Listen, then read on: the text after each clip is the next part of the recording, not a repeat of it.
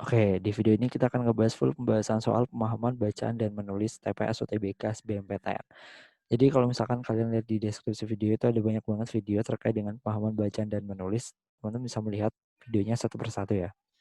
Kita langsung aja ke soal nomor 1. Nah ini langsung disajikan teks bacaan panjang, ada 4 paragraf. Nah triknya adalah kita langsung baca soalnya. Nah soal yang pertama atau soal nomor 1 adalah disuruh untuk mencari judul yang paling tepat terkait dengan bacaan di atas, bacaan ini. Nah, mau nggak mau kita harus baca. Kenapa? Karena judul itu harus mencerminkan keseluruhan isi bacaan atau isi teks. Jadi kita baca cepat aja.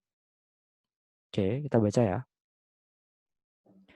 Plastik memiliki beragam manfaat, tetapi bisa menjadi masalah ketika masyarakat tidak bijak dalam mengenakan maupun mengelolanya. Menilik ke belakang pada 1950, Our World in Data menyebut produksi plastik di seluruh dunia hanya 2 juta ton per tahun. World Economic Forum kemudian memprediksi bahwa pada 2050 angka tersebut akan hingga 562 kali lipat alias mencapai 1.124 juta ton. Jika tak dikelola serius, pencemaran sampah plastik tidak hanya merusak lingkungan secara sistematis, tetapi juga memicu timbulnya berbagai macam penyakit kronis pada manusia serta membunuh hewan-hewan laut yang tak sengaja terjerat maupun mengkonsumsi sampah tak terurai itu. Sebuah penelitian yang dilakukan pada 2014 lalu menyebutkan dari setiap 3 ekor ikan di laut, seringkali ada 1 ikan yang mengandung sampah plastik di dalamnya. Catatan tersebut bertambah mengerikan mengingat sebagaimana diberitakan National Geographic, teror sampah plastik sudah sampai pada kedalaman 10.994 meter palung Mariana, yaitu palung paling dalam di muka bumi. Ancaman sampah plastik telah mendorong beragam gerakan yang menyerukan gaya hidup bebas plastik hingga munculnya produk-produk lokal ramah lingkungan, seperti sedotan stainless dan alat makan dari bambu. Beberapa daerah antara lain Bali, Bogor, Jambi, dan Balikpapan bahkan telah menerapkan aturan penggunaan kantong plastik. Namun, upaya tersebut masih belum cukup dibutuhkan upaya kolektif dari seluruh pemangku kepentingan untuk bisa bersama-sama mencari solusi atas permasalahan itu. Setiap orang memang seharusnya bertanggung jawab terhadap permasalahan yang ada. Akan tetapi, jika mau berbicara mengenai solusi paling efektif, ada satu hal yang tidak boleh ditinggalkan. Sebagaimana dinyatakan oleh Asosiasi Daur Ulang Plastik Indonesia atau ADUPI, pengelolaan limbah merupakan solusi paling efektif dalam penanganan sampah plastik. Salah satunya titik-titik daur ulang sampah plastik menjadi produk baru yang bernilai tambah tinggi. Perlu diketahui, saat ini ada sekitar 3,7 juta orang di 25 provinsi yang bergantung pada sampah plastik dan sampah daur ulang lain untuk mencari nafkah. Jadi, selain membantu mengatasi permasalahan menggunungnya sampah plastik di Indonesia, daur ulang juga memiliki nilai ekonomis tersendiri. Oke, kita kembali ke soalnya. Judul yang paling tepat untuk melengkapi bacaan di atas adalah opsi A, dampak negatif sama plastik bagi lingkungan. Nah, tadi kita tidak diperinci ya, dampak bagi lingkungan itu ada apa aja, A, B, C, tidak diperinci dampak terkait sampah terhadap lingkungan. Opsi B, peningkatan jumlah sampah plastik dari tahun ke tahun juga tidak diperinci, apakah mulai dari tahun keberapa sampai keberapa. Opsi C, upaya paling efektif menangani sampah plastik. Nah, ini kayaknya yang paling cocok dengan isi teks bacaan yang tadi kita bahas ya, yang tadi kita baca. Tadi di paragraf keempat ya, itu ADUPI, Asosiasi Daur Ulang Limbah Plastik itu ya, itu menyebutkan bahwa yang paling efektif itu adalah mendaur ulangnya. Jadi mendaur ulang si limbah plastik tersebut. Jadi ini yang paling tepat. Kita simpan dulu opsi D, masalah sampah plastik di berbagai negara. Nah, ini juga tidak disebutkan uh, masalah sampah plastik di berbagai negara. Opsi E, teror sampah plastik terhadap kelestarian biota laut juga tidak perinci lebih mendalam terkait dengan teror sampah plastik terhadap kelestarian biota laut. Jadi opsi yang paling benar adalah yang C. kita ke soal nomor 2. Kata berimbuhan yang salah digunakan pada paragraf pertama adalah, oke berarti ini paragraf pertamanya. Nah ini ada salah satu trik cepatnya, yaitu dengan membaca opsi jawabannya aja. Pasti yang ada di uh, kata yang ada di opsi ini pasti akan sesuai dengan paragraf yang sesuai dengan soalnya. Opsi A mengenakan. Mengenakan apakah udah benar? Salah ya, harusnya menggunakan. Coba kita ganti. Plastik memiliki beragam manfaat tetapi bisa menjadi masalah ketika masyarakat tidak bijak dalam menggunakan maupun mengelolanya, bukan mengenakan. Jadi yang salah yang ini, ya kan? Karena kan kita disuruh untuk mencari kata imbuhan yang salah digunakan. Yang B menilik udah benar, menyebut, memprediksi, mencapai juga udah benar. Soal nomor 3, kata berimbuhan yang salah digunakan pada paragraf kedua. Oke, kita kayak tadi ya caranya ya. Cara menjawabnya kayak tadi dengan trik cepatnya. Kita baca opsi jawabannya aja. Membunuh. Benar kan? Gak ada yang salah dengan kata-kata membunuh. Kata berimbuhan itu kan sebenarnya kata dasar ditambah dengan afiks ya, atau kata imbuhan. Membunuh kan kata dasarnya bunuh. Kalau misalkan ditambah kata berimbuhan jadi membunuh. Jadi kan udah benar. Oke, opsi B, mengkonsumsi. Nah, ini yang salah. Tepatnya ini ya, maupun mengkonsumsi ini salah. Harusnya mengkonsumsi, bukan mengkonsumsi. Jadi K-nya ini lebur. Ingat bahwa kalau misalkan ada afiks atau kata imbuhan, kemudian ditambah dengan kata dasar dengan awalan huruf K, T, S, P, itu akan melebur. Jadi jawaban yang benar adalah yang B ya. Oke, lanjut di soal nomor 4.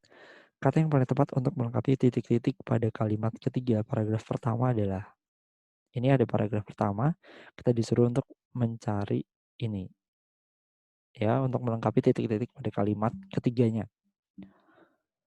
World Economic Forum kemudian memprediksi bahwa pada 2050 angka tersebut akan menumpuk. Benar nggak? Salah ya. World Economic Forum kemudian memprediksi bahwa pada 2050 angka tersebut akan menyusun. Salah. Angka tersebut akan membumbung. Salah. Angka tersebut akan membengkak hingga 562 kali lipat. Benar. Jadi jawabannya yang D. Soal nomor 5. Kata yang paling tepat untuk melengkapi titik-titik pada kalimat ketiga paragraf ketiga adalah, ya ini disediakan paragraf ketiganya, kita disuruh untuk mencari titik-titik pada kalimat ketiganya, ya, untuk melengkapi kalimatnya.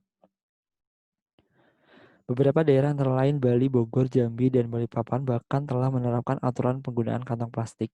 Namun upaya titik-titik ya, upaya simultan salah, upaya serempak tersebut salah juga ya, upaya serentak tersebut masih belum cukup, salah.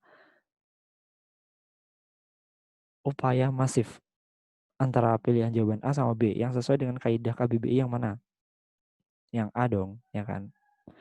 Upaya masif itu menunjukkan effort perjuangan dari beberapa daerah ini ya, itu Bali, Bogor, Jambi, Balikpapan dalam menerapkan aturan penggunaan kantong plastik ya demi mengurangi limbah plastik itu sendiri.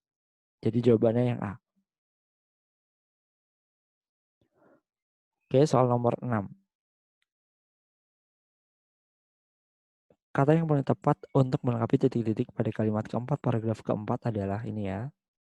Kita baca. Sebagaimana dinyatakan oleh Asosiasi Daur Ulang Plastik Indonesia atau ADUPI, pengelolaan limbah merupakan solusi paling efektif dalam penanganan sampah plastik.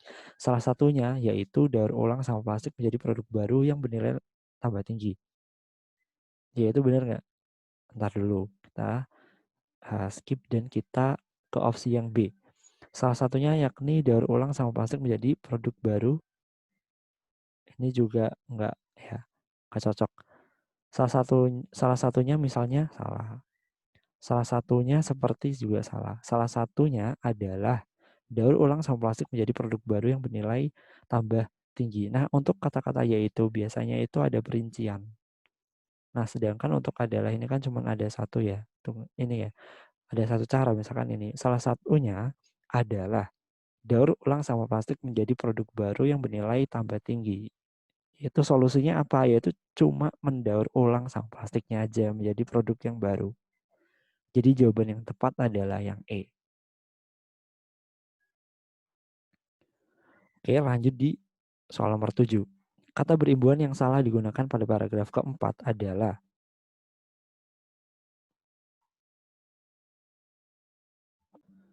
oke, kita baca ya.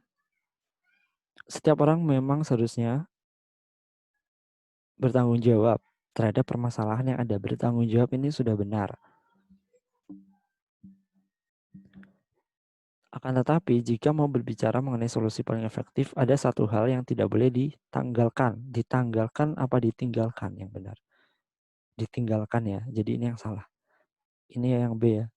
Ini sebenarnya salah ini untuk opsi jawabannya. Harusnya A, ditanggalkan gitu.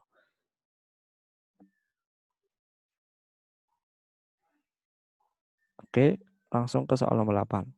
Ini ada teks bacaan panjang lagi. Kita langsung ke soalnya. Kita baca ya. Bacaan di atas lebih tepat jika diberi judul.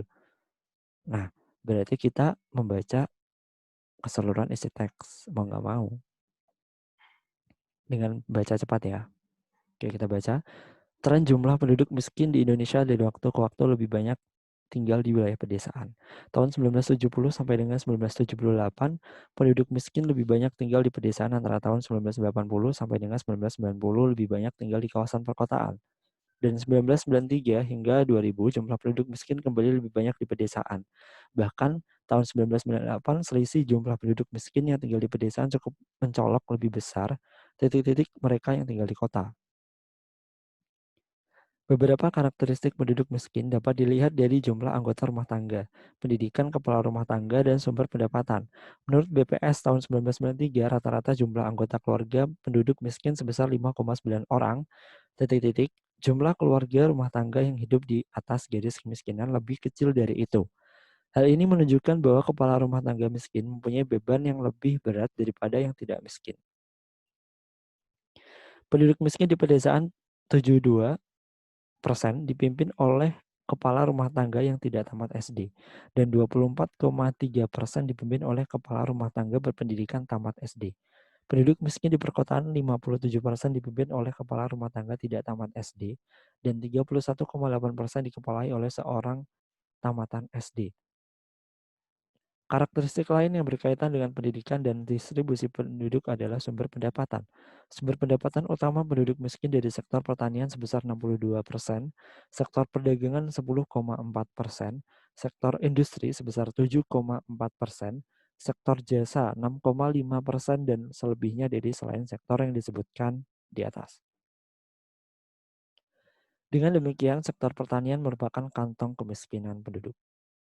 Oke, bacaan di atas yang paling tepat diberi judul apa?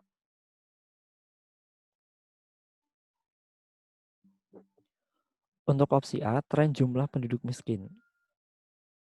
Oke, ini masih bisa kita simpan dulu.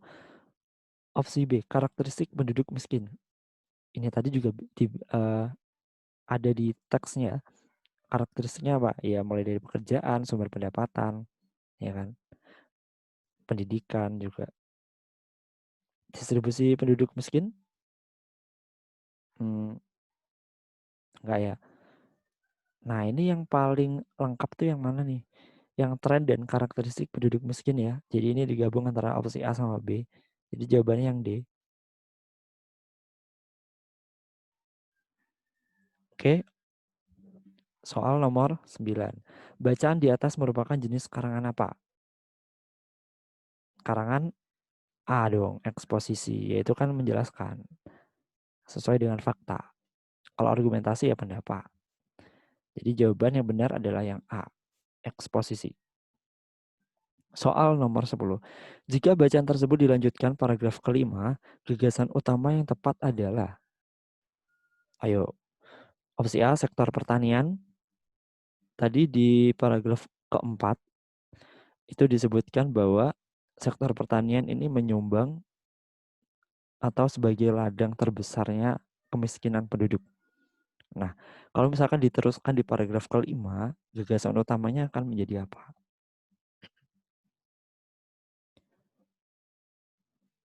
Opsi A, sektor pertanian. Opsi B, karakteristik dan distribusi sektor perdagangan. Opsi C, karakteristik dan distribusi sektor pertanian. Opsi D, karakteristik sektor industri dan jasa. Opsi E, sektor jasa. Oke, ini gampang ya. Ya jawabannya yang C, karakteristik dan distribusi sektor pertanian. Karena di paragraf keempat tadi kita udah ngebahas bahwa sektor pertanian adalah sektor yang paling banyak menyumbang angka kemiskinan penduduk. Jadi jawabannya yang C. Soal nomor 11. Kata tren pada paragraf pertama dapat diganti kata apa? Mari kita coba ganti ya. Pada umumnya jumlah penduduk miskin di Indonesia di waktu ke waktu lebih banyak tinggal di wilayah pedesaan. Bukan, nggak sesuai. Dominan coba. Dominan jumlah penduduk miskin juga salah. Faktor determinan juga salah. Terkonsentrasi jumlah penduduknya. Apalagi.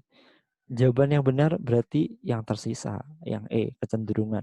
Kecenderungan jumlah penduduk miskin di Indonesia dari waktu ke waktu lebih banyak tinggal di wilayah pedesaan. Oke, jadi ini jawaban yang paling benar, yang E. Soal nomor 12. Penulisan kata hubung yang paling tepat untuk melengkapi titik-titik pada paragraf kedua adalah, berarti yang ini ya. Oke, kita baca. Menurut BPS, tahun 1993 rata-rata jumlah anggota keluarga penduduk miskin sebesar 5,9 orang. Sedangkan jumlah keluarga rumah tangga yang hidup di atas garis kemiskinan lebih kecil dari itu. Cocok nggak? Cocok dong. Ini kan membandingkan antara jumlah anggota keluarga penduduk miskin 5,9 orang, ya, sebesar 5,9 orang, dan jumlah keluarga rumah tangga yang hidup di atas garis kemiskinan. Itu lebih kecil dari data tahun 1993, yaitu 5,9%. Jadi jawaban yang tepat yang A. Kan membandingkan, yaitu sedangkan. Soal nomor 13.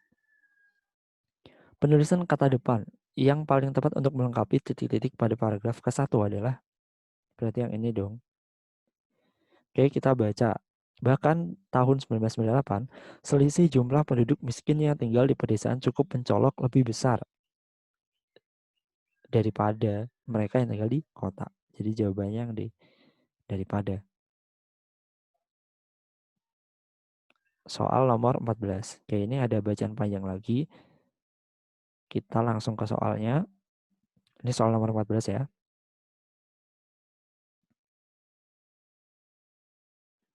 Kalimat inti kalimat pertama, paragraf kedua, teks tersebut adalah, oke, kita disuruh untuk mencari kalimat inti pada paragraf kedua, tepatnya di kalimat pertama. Ini paragraf keduanya.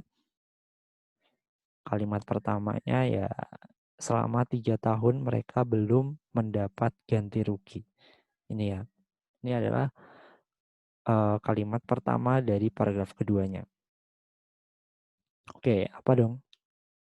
Kita baca dulu ya. Untuk opsi A, nelayan terdampak. Opsi B, nelayan menyampaikan hal tersebut. Opsi C, perwakilan nelayan mendengarkan pendapat. Opsi D, perwakilan nelayan menyampaikan hal tersebut. Opsi E, nelayan dengar pendapat. Nah, hal ini kita bisa mencari dari melihat paragraf sebelumnya, yaitu paragraf ketiga. Coba kita lihat paragraf ketiganya.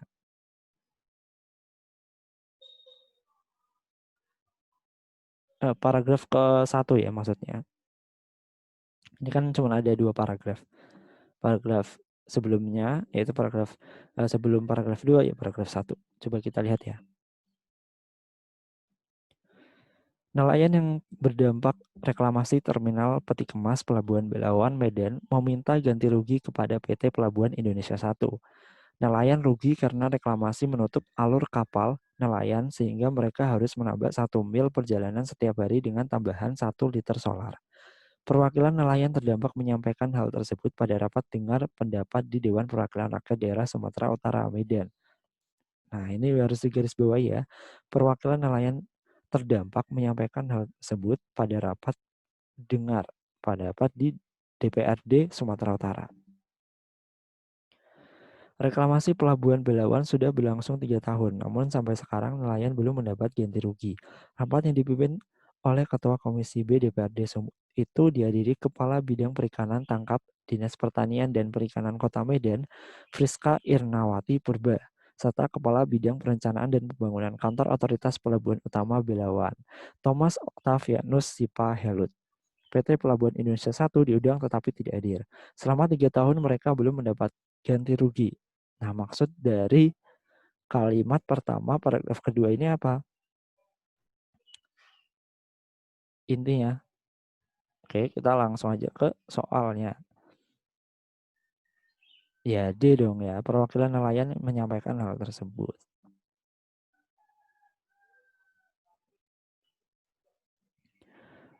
Oke, lanjut di soal nomor 15. Topik bacaan tersebut adalah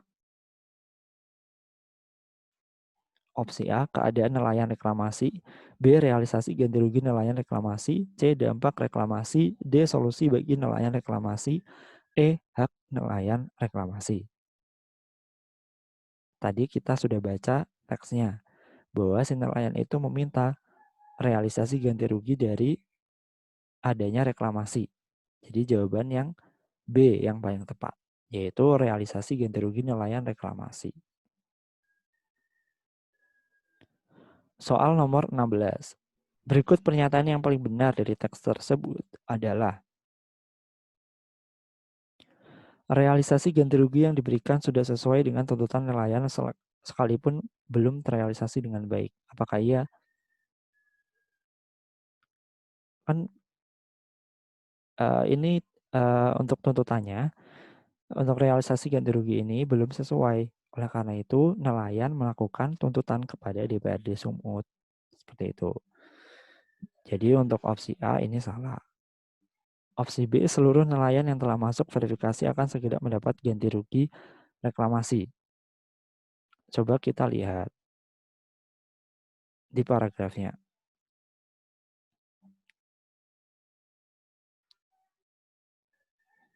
Kita baca di paragraf kedua ya. Tadi kita udah baca di paragraf pertama.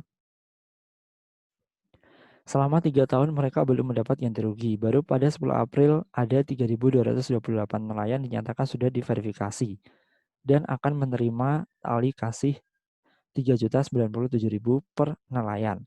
8 orang menerima dana secara simbolis. Sebanyak 300 nelayan tidak masuk dalam daftar nelayan yang terdampak reklamasi yang diverifikasi.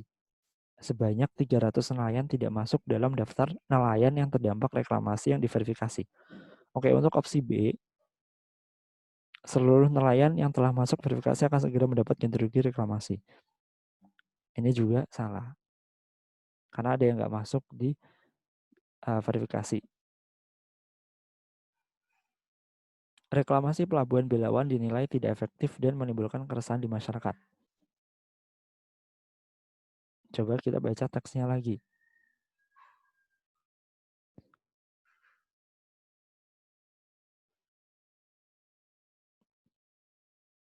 Jadi para nelayan hanya minta ganti rugi untuk tambahan bahan bakar selama 4 tahun, sekitar 6 juta per nelayan.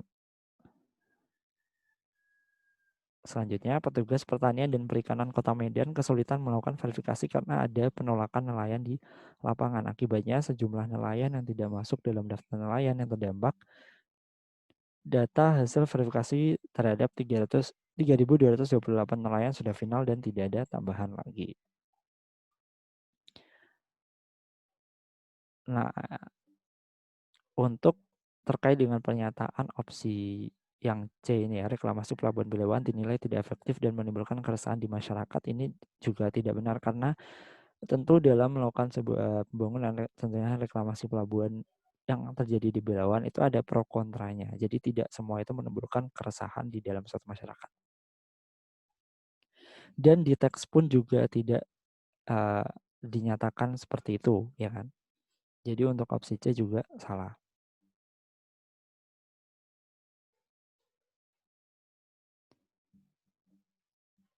Opsi E kita coba. Sejumlah nelayan tidak masuk daftar nelayan terdampak karena adanya penolakan di lapangan. Oke, ini sesuai dengan paragraf kedua tadi ya. Ini benar.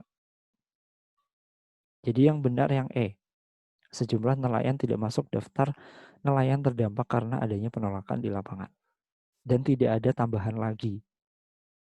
Si nelayan yang sudah terverifikasi yang sejumlah 3.228 tadi, itu sudah tidak ada lagi tambahan. Oke, kita lanjut di soal nomor 17. Kesimpulan paragraf kedua teks tersebut adalah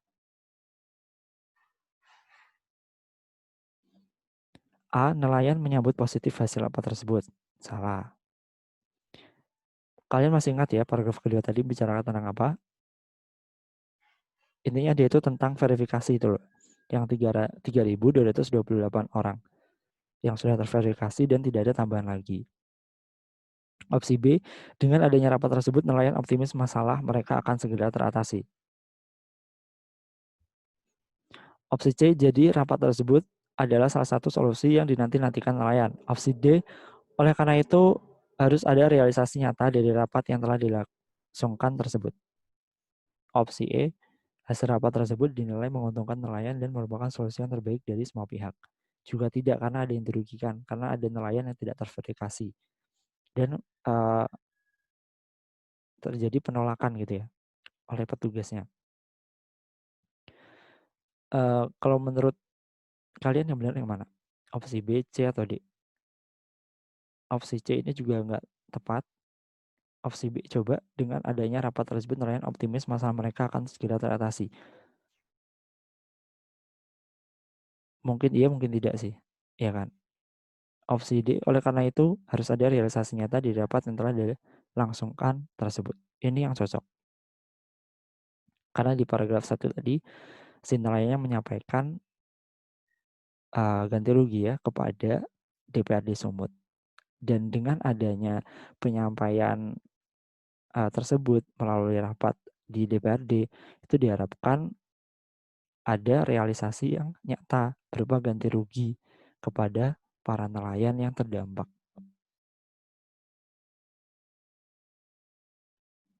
Soal nomor 18. Kesalahan EYD dalam kalimat tersebut ditemukan dalam kalimat. Oke, ini kita harus jeli nih. Opsi A, kalimat kedua, paragraf kedua. Kalimat kedua, paragraf kedua. Coba kita lihat.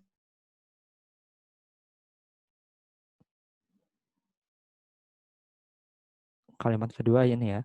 Baru pada 10 April ada 3.228 nelayan dinyatakan sudah diverifikasi dan akan menerima tali kasih 3.097.000 per nelayan. Nah, ini yang salah ya, per nelayan. Kata per ini itu menyebutkan tiap. Jadi pernya harus dipisah. Ya kan? Jadi harus ada spasinya, nggak boleh terangkai seperti ini, nggak boleh gabung per nelayan. Harus pisah.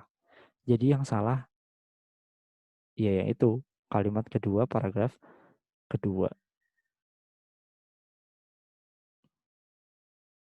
Oke, jadi jawabannya yang A.